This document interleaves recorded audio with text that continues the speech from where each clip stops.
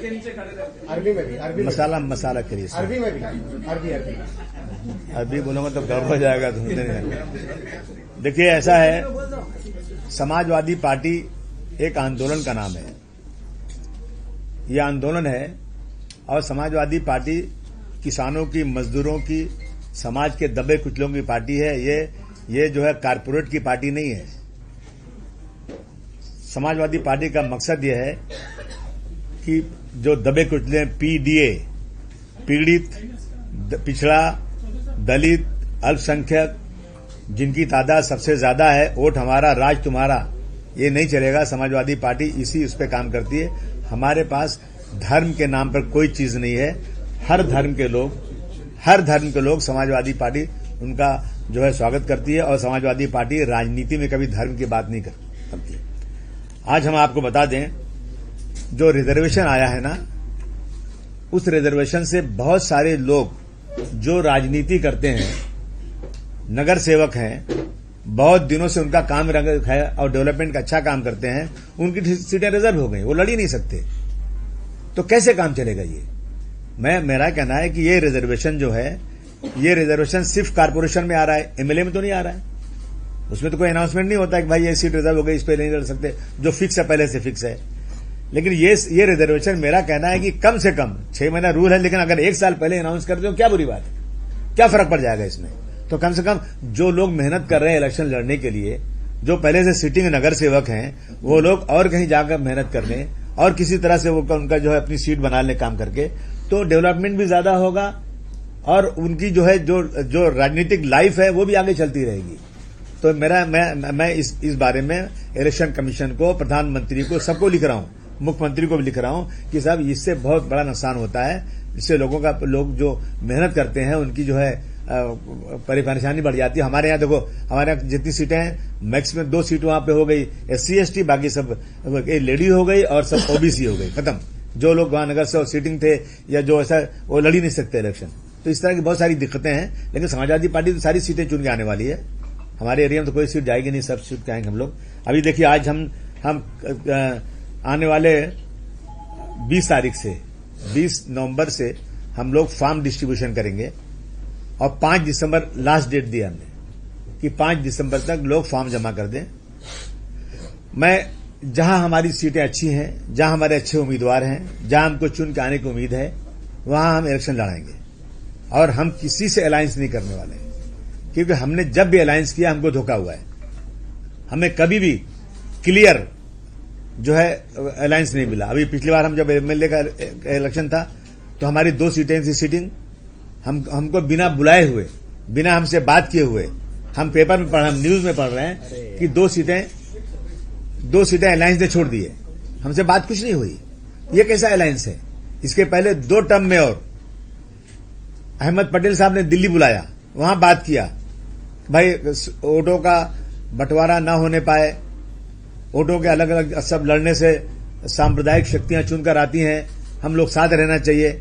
हमने मान लिया और श्री मुलायम सिंह जी, अखिलेश जी ने कहा कि आप किसी से भी अलायंस कीजिए, लेकिन महाराष्ट्र की जनता को जिससे फायदा होता है, जिससे डेवलपमेंट ज्यादा होता है, सांप्रदायिकता खत्म होती है, ऐसे लोगों से आप, भले मैं यूपी में अलायंस करूं या ना करूं, आप यहां कीजिए महाराष्ट्र की जनता का ख्याल करते हुए।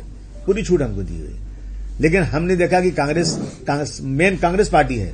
अगर हम जो अलायंस करते हैं उसमें मेन कांग्रेस पार्टी होती है। कांग्रेस पार्टी ने हमेशा लास्ट जब फॉर्म भरने का टाइम आता है उसके पहले हमारे से अलायंस तोड़ देती है। तो हम वोटों का बंटवारा नहीं चाहते हैं। हम चाहते हैं कि सारे सेकुलर लोग साथ लड़ें ताकि वोटों का बंटवारा ना हो।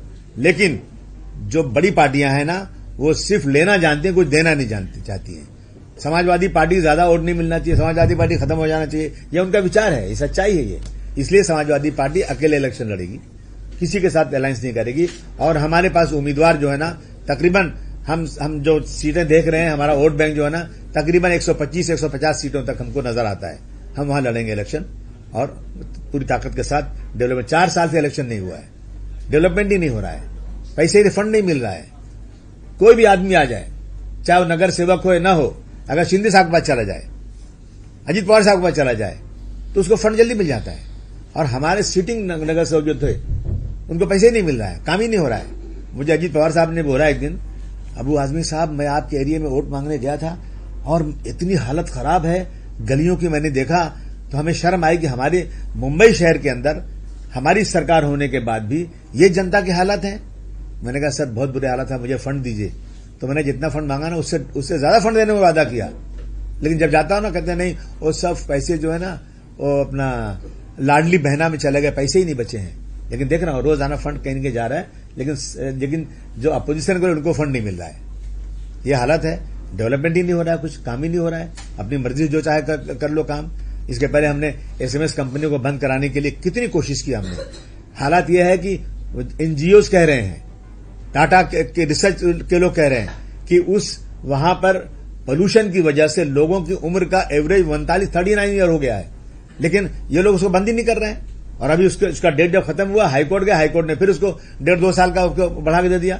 मैं सुप्रीम कोर्ट में जा रहा हूं इस स्टे को खत्म करने के लिए। सुप्रीम कोर्ट में हम दाखिल कर रहे हैं कि एसएमएस कंपनी बंद होना चाहिए, चाहे कहीं भी ले जाओ उसको, लेकिन यहां पे एसएमएस कंपनी बंद होना जरूरी है।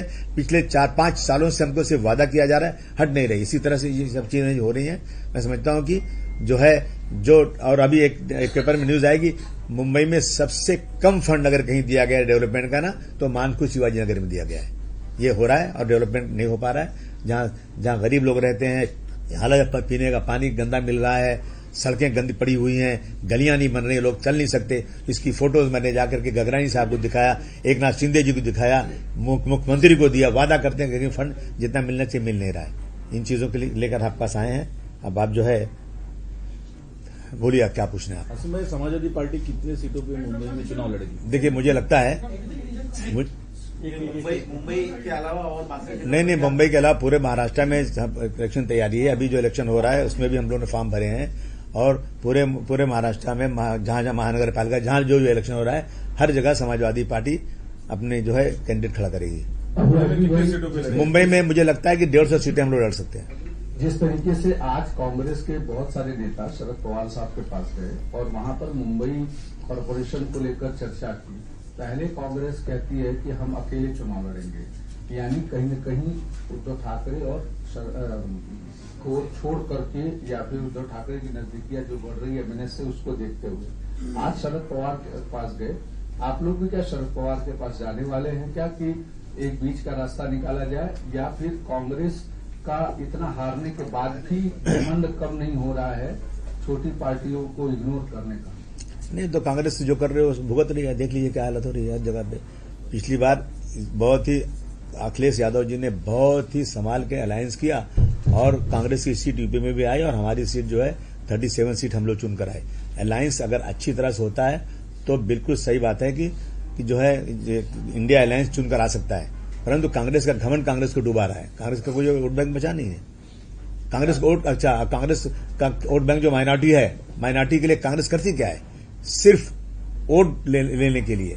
अभी 19 साल तक 12 बच्चे जेल में पड़े रहे, 19 साल के बाद छूटे, तो ये खुशी मनाने के बजाय कांग्रेस कहती है कि ये कांग्रेस की प्रेसिडेंट कहती है कि ये छूटे कैसे। उनको अफसोस है इस बात का, अपील जल्दी होना चाहिए। लेकिन जब दूसरे लोग साधु प्रज्ञा सिंह और पुरोहित ये लोग छूट जाते हैं तो मैं समझता हूं कि अपील उसकी भी होना चाहिए, लेकिन उसकी अपील आज तक नहीं हुई है। तो कांग्रेस दोषी है बहुत बड़ी। कांग्रेस सबसे बड़ी पार्टी है देश की, नेशनल पार्टी है, लेकिन कांग्रेस अपने घमंड अपने अहंकार की वजह से हर जगह छोटी होती जा रही है और अलायंस में कांग्रेस का रोल अच्छा नहीं है। सर इससे जुड़ा एक सवाल है, क्या आपको लग रहा है कि कांग्रेस एक लायबिलिटी बन चुकी है अपने सहयोगी दलों की? नहीं, ऐसा मैं नहीं कहता हूँ लायबिलिटी बन चुकी है। हम तो कहते हैं कि जहां जहां कांग्रेस बड़ी पार्टी है, कांग्रेस को अपने लोगों को अपने संगठन को मजबूत करना चाहिए और इलेक्शन लड़ना चाहिए। जहां हम नहीं लड़ते इलेक्शन, हम कांग्रेस को सपोर्ट कर देते हैं ना। बदले एटीट्यूड के पीछे कारण क्या मानते हैं जी? बदले एटीट्यूड के जो कांग्रेस का रवैया है उसके पीछे कारण क्या मानते हैं? लगातार मिल रही हार है या फिर लीडरशिप की कमी है? नहीं, लीडरशिप की कमी है। उसमें जो कमांड होना चाहिए लीडर्स का, वो कमांड नहीं है। और सब जो छूट के गए, सबसे बड़ा सांप्रदायिक आज देश में आसाम के मुख्यमंत्री, और कहां थे वो? कांग्रेस में। उनका सब पालन पोषण कांग्रेस में हुआ है।